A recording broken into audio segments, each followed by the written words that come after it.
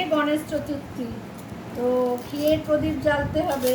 ঘিয়ের প্রদীপ জ্বালার মতো ভালো জিনিস ছিল না, সেই জন্য চট করে দেখি মেয়ে সকালবেলা একটা ব্লিঙ্কিটে অর্ডার করেছে, চলে এসছে। চলো তোমাদের দেখাচ্ছি, বেশ সুন্দর হয়েছে।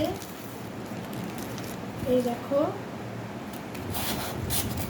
আচ্ছা এইটা হচ্ছে সেট করতে হবে।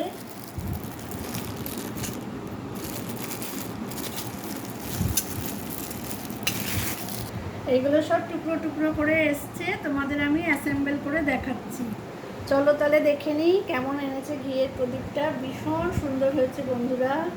এই যে দেখো, এটা ওপরে এখানে একটা সলতে দেওয়ার জায়গা আছে, তার মাঝখানে আবার দুটো ফাঁক আছে, মানে সলতে দুটো বের করা যাবে।